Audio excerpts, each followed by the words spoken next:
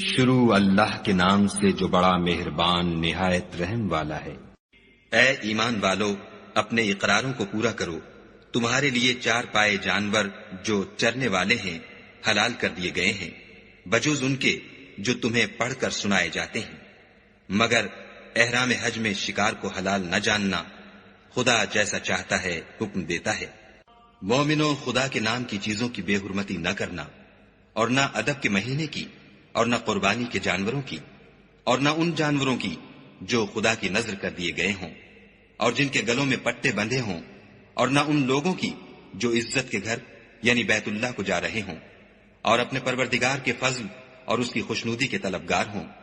اور جب احرام اتار دو تو پھر اختیار ہے کہ شکار کرو، اور لوگوں کی دشمنی اس وجہ سے کہ انہوں نے تم کو عزت والی مسجد سے روکا تھا تمہیں اس بات پر آمادہ نہ کرے کہ تم ان پر زیادتی کرنے لگو۔ اور دیکھو، نیکی اور پرہیزگاری کے کاموں میں ایک دوسرے کی مدد کیا کرو، اور گناہ اور ظلم کی باتوں میں مدد نہ کیا کرو، اور خدا سے ڈرتے رہو۔ کچھ شک نہیں کہ خدا کا عذاب سخت ہے۔ تم پر مرا ہوا جانور اور بہتا لہو اور سور کا گوشت اور جس چیز پر خدا کے سوا کسی اور کا نام پکارا جائے، اور جو جانور گلا گھٹ کر مر جائے، اور جو چوٹ لگ کر مر جائے، اور جو گر کر مر جائے، اور جو سینگ لگ کر مر جائے، یہ سب حرام ہے۔ اور وہ جانور بھی جس کو درندے پھاڑ کھائیں مگر جس کو تم مرنے سے پہلے ذبح کر لو، اور وہ جانور بھی جو تھان پر ذبح کیا جائے، اور یہ بھی کہ پانسوں سے قسمت معلوم کرو، یہ سب گناہ کے کام ہیں۔ آج کافر تمہارے دین سے نا امید ہو گئے ہیں تو ان سے مت ڈرو اور مجھی سے ڈرتے رہو۔ اور آج ہم نے تمہارے لیے تمہارا دین کامل کر دیا اور اپنی نعمتیں تم پر پوری کر دیں، اور تمہارے لیے اسلام کو دین پسند کیا۔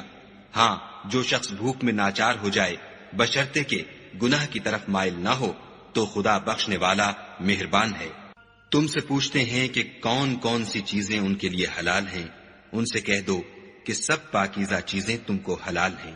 اور وہ شکار بھی حلال ہے جو تمہارے لیے ان شکاری جانوروں نے پکڑا ہو جن کو تم نے سدھا رکھا ہو، اور جس طریق سے خدا نے تمہیں شکار کرنا سکھایا ہے اس طریق سے تم نے ان کو سکھایا ہو۔ تو جو شکار وہ تمہارے لیے پکڑ رکھیں اس کو کھا لیا کرو، اور شکاری جانوروں کے چھوڑتے وقت خدا کا نام لے لیا کرو، اور خدا سے ڈرتے رہو، بے شک خدا جلد حساب لینے والا ہے۔ آج تمہارے لیے سب پاکیزہ چیزیں حلال کر دی گئیں، اور اہل کتاب کا کھانا بھی تم کو حلال ہے، اور تمہارا کھانا ان کو حلال ہے، اور پاک دامن مومن عورتیں اور پاک دامن اہل کتاب عورتیں بھی حلال ہیں جبکہ ان کا مہر دے دو، اور ان سے عفت قائم رکھنی مقصود ہو، نہ کھلی بدکاری کرنی اور نہ چھپی دوستی کرنی۔ اور جو شخص ایمان کا منکر ہوا اس کے عمل ضائع ہو گئے، اور وہ آخرت میں نقصان پانے والوں میں ہوگا۔ مومنوں، جب تم نماز پڑھنے کا قصد کیا کرو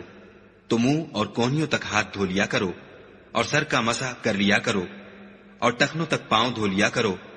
اور اگر نہانے کی حاجت ہو تو نہا کر پاک ہو جایا کرو، اور اگر بیمار ہو یا سفر میں ہو یا کوئی تم میں سے بیت الخلا سے ہو کر آیا ہو، یا تم عورتوں سے ہم بستر ہوئے ہو اور تمہیں پانی نہ مل سکے تو پاک مٹی لو اور اس سے منہ اور ہاتھوں کا مسح یعنی تیمم کر لو۔ خدا تم پر کسی طرح کی تنگی نہیں کرنا چاہتا، بلکہ یہ چاہتا ہے کہ تمہیں پاک کرے اور اپنی نعمتیں تم پر پوری کرے تاکہ تم شکر کرو۔ اور خدا نے جو تم پر احسان کیے ہیں ان کو یاد کرو، اور اس عہد کو بھی جس کا تم سے قول لیا تھا، یعنی جب تم نے کہا تھا کہ ہم نے خدا کا حکم سن لیا اور قبول کیا۔ اور اللہ سے ڈرو، کچھ شک نہیں کہ خدا دلوں کی باتوں تک سے واقف ہے۔